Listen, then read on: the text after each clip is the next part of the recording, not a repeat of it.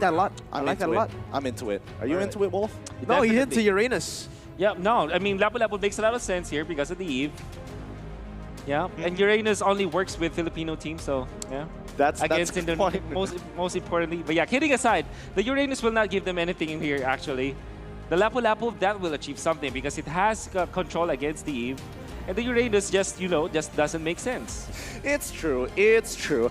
Plus, there is a Roger on their side. But, I mean, if they pick it up for themselves, you can't get countered anyway. But it is time here at the Mobile Legends Bang Bang M3 World Championship game number 4. Let's show your support for EVOS SG as well as BTK, your representatives from Singapore and North America, respectively. It is time to get into the land of Dawn to duke it out. Is it going to be the game for BTK or is it going to be match point for EVOS SG? I want to see some chat supports here, man. Everyone go ahead and spam hashtag EVOSRoar or hashtag BTKUSA. Apparently that's their cheer because they did it backstage. But again, now let's talk about the drafts inside of this game. It seems like, honestly, I don't like that Brody picked up right after the Lolita. I feel like he's going to be, a lot of his damage is going to be nullified by that shield. I think at this point, that's a comfort pick for Adamir. Just pick it up way before this. And even in the MPL that we saw, EVOS SG as well as the PLI, they want to pick that hero for Adamir. Well, speaking of which, Little Wanderer is going to be a 4v3 situation, and Gear's going to commit towards it. As we already see Hot Potato going in. He doesn't do necessarily good damage in the early stages of the game, and that's why they back away. Little Wanderer falling into the hands of BTK. That's why I kind of dislike this Hayabusa pick. Sure, I like it because it's something different and it's fun, but again, you're going up against a Lolita. That's a person with an on-demand stun, and it's going to be really hard for you to crack that back line with the Lolita just constantly being there, babysitting the marksman. Speaking of babysitting here, the question is whether Adamir is going to get support from his side. JPL is hugging him so far, but the rest of BTK, it looks like they understand that they are going to leave Lapu on an island for now. Yep, Lapu Lapu versus the Yuzong. It's a very stalemate kind of match we're in. Surely somebody can win with that, but if they're both playing it correctly, nobody should die in this lane. But their contributions to the team fight that will come when the turtle happens, that is definitely the thing that you have to look for. Maybe if the Lapu Lapu can force Gear to use the ultimate before the turtle happens, might be a good thing, but if the user plays this correctly, you will be able to use that ultimate when the Lord does respawn. Yep. Speaking of neutral objectives here, it looks like the rest of the team of BTK are going to be rotating together to get on top of this turtle. The question is, how are they going to take this fight? It looks like they're not rushing it. They're trying to bait it out, see if EVOS SG makes the first move, and already the rotations are coming out quick from EVOS SG's side. They are looking to punish Fried Chicken.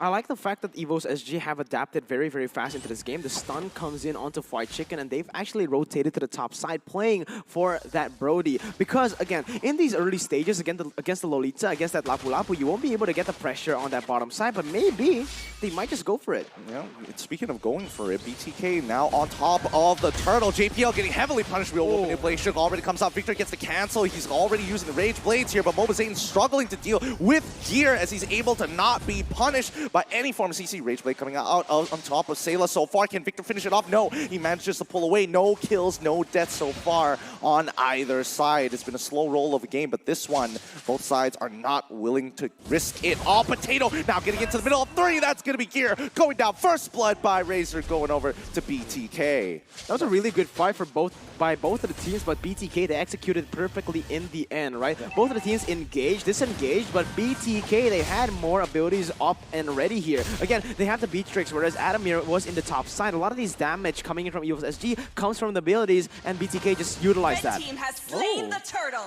It's not exactly the jungler who will take it because he is far up. He's going to be just farming. On the side of BTK, we saw them punish the bad misstep coming out from Gear as he didn't have his ultimate anymore and was showing himself to the members of BTK.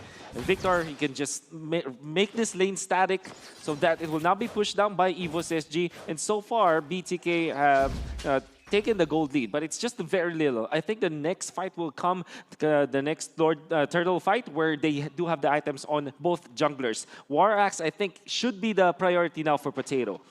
Yeah, he wants to get that early damage here, but here it comes. Fried Chicken clears the wave. Gear just doing Gear things. However, mid lane, we missed the action there. Shark goes and takes out Sayla, unfortunately. Big punishment coming in from Zia.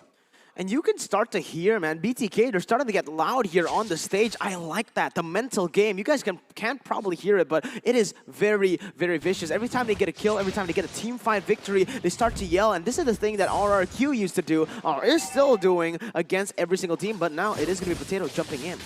Using his ice frames to get on out of there with the Oki Shadow Kill. He goes back in with the Quad Shadow, gets stunned by Shark, but so far, he's already used all of his resources for now. They have to wait for the mid game here. And, you know, giving this turtle buff over to Fried Chicken, allowing him to sustain in the lane, is really helping him out. Could see that for BTK, we're going to be waiting for their next team fight. They have the best tools to take this turtle, and for sure that they were going to be using this Luminous Blast in combination with the Feather Airstrike so many times. Or maybe just even the charge coming out from Shark, that reliable stun that we can see from Lolita that makes it so impactful in the meta game that we have right now. Again, I'm just going to keep on saying this. Shark is just so insane on this hero. Again, look at this. He just buys so much time, opens up the map, and JPL's caught. Oh, he already finds it into the real world manipulation. JPL should be going down here. Mobazane is on the run. Can he get... Oh, no. He gets knocked up by Gear's side. Can he roll out just in time? No. Gear finds the initial kill, but same goes for Victor. He's trying to zone out the entire back line. He flickers away, trying to pull through, but the child residue coming out, procced by Gear. They find the return hit, and you can see the passion on Gear's face. He is happy about that one. Oh, that was hype, man. That was a great fight, but look on the top side. Sure, BTK lose out on the fight, but they're so good at just responding to these failed fights, to these failed engages, and getting turrets and objectives on the board. The conversion rate is just insane in this game. Now, Fried Chicken really just carrying out the slack that BTK, cleaning up the mess that BTK did in the mid lane. Surely BTK gets a kill. However, they received so much damage from the real-world manipulation because as they picked off JPL, they took so much time. They were under the fire of the real-world manipulation, and then eventually Gear caught up. That's why when Gear showed up in the mid lane, Mobazane was very low, and it only took a matter of a combo for this Yu Zhang to take down Mobazane. Yeah, I mean, both teams are taking this extremely seriously. Like, all the members of BTK, whoever wore glasses, have taken it off. They are taking this as seriously as possible. Nobody can afford to make a mistake. You know what's funny? Right here, right? Like, the things that they're able to abuse in this game, it's very minimal things. Like, I'm just going to say it right here for BTK. Why do they look so lethal in these 5v5 fights? It's all about the targeting. You can see even when Roger goes in, usually for me, I'm a normal player, I just go for the front, you know? I just go for whoever's low. But these players, it's such a minimal thing. Again, you can just target it, but they do it so well because the whole team does it together. Yeah. We saw that in game number 2 where they were able to win it. I mean, game number 1, Mobazane actually, even with the human form when he's ranged, his shot selection is actually so good, and he's landing the first skill as well. So that meant that he's very efficient with his Roger. Well, speaking of efficient here comes Shark with a big setup on top of JPL. Nope, JPL manages to get on out of there with the conceal. All 5 members are out, and EVOS SG can't seem to get any pushes on towards this side. Victor doing a great job at making the lane very stale. JPL's trying to get on that, but real world manipulation is already out. Cancels early as Fried Chicken has position on Sayla so far, but no kills coming through. I'm not gonna lie, I'm a little disappointed by that. It just shows how competitive this game really is here. It is a match point to BTK. They don't want to lose this, but so does EVOS SG. They want to win this. They want to go to game 5, and so far, BTK, they're giving a run for their money. The turtle is going to spawn now, but they want to go for the Brody. Oh, Brody now getting attacked on blast. He dies instantaneously as Fried Chicken making sure that Wesker is going to blow him up. That was fast. That was such a genius play coming out from Fried Chicken. Instead of going for the usual Nibiru, he went for the shotgun and capitalized on the slow that was a component of the Luminous Blast. Yep, and now here comes Gear initiating on towards Turtle, going over to BTK side, but that's as much as they can get here. They don't find the angles, and they're also a member down, so it just isn't worth taking the risk. They bail on out of there, and we can see that BTK, they want some more. Oh my goodness.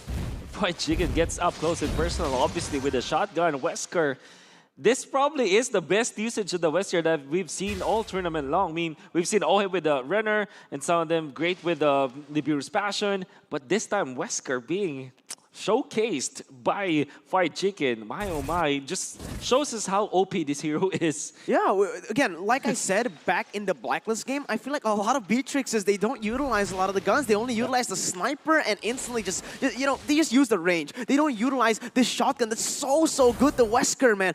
Look at how Fried Chicken has been able to do it in the Blacklist game and here on the EVOS SG game. Well, I think we also have to keep in mind that he's using this Wesker in this particular game mainly because a large majority of the EVOS SG members are going to be melee. So if they come on in, get in nice and personal, nice and close, they're going to get punished. Just like right now, as Shark once again flickering on top and getting Noomed on blast. Great combinations, real world manipulation to reply, but it might not be enough. Here, going to go deep in towards enemy lines. He's looking for Fried Chicken. Can he get a big petrify here? No, he does not find it just yet, but he gets into the middle on top of Shark. Nibiru's Passion is going to be landing. Has the back line now getting attacked here as Victor already in. Adamir gets punished by Victor once again. Man coming in hot with the Earth Splitter. Oh my goodness, well played to BTK. EVOS SG, they're getting very desperate. You can see it, man. They didn't need to take that engage. They've lost gear. They've lost Adamir here in the fight. But what happened there was because JPL was picked off already. They went in without their main tank. That is the main setup for their composition to work.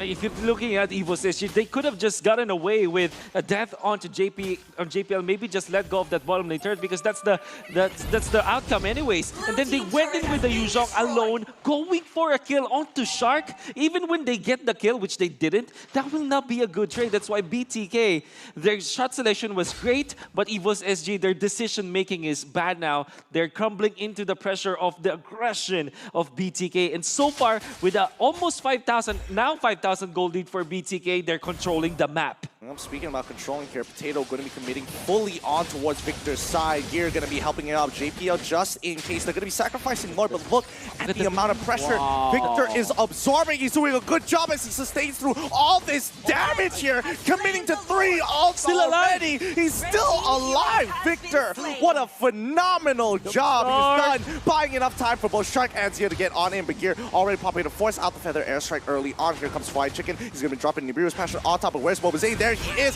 He finds the initial kill. And now he's going for more. He wants JPL killing spree to get him out of there. You see the recalls. You see the disrespect. And even Potato wants a bit of action, baiting him in towards that fight. He takes the quad shadow back, and all tier 2s are wide open. That was all Victor, baby. Look at the way he was able to bait 4, not even 5 members to that top side, using all, draining the resources of EVOS SG as Mobazane comes in for that cleanup. And look at this, Potato. Oh, Zia managing to land the stun. They're looking for the end here. Gear runs right into the middle, but now BTK going to be dropping down Feathered Airstrike, getting as much damage as possible. Zia's really stepping up. They already find the kill onto JPL, and look, to end the game. There you have it. BTK from the USA doing it once again. GG, well played. North America, stand up. No one expected BTK to get this far. And again, they keep on silencing the doubters. Crushing it. They are crushing it. And that last game was really dominant.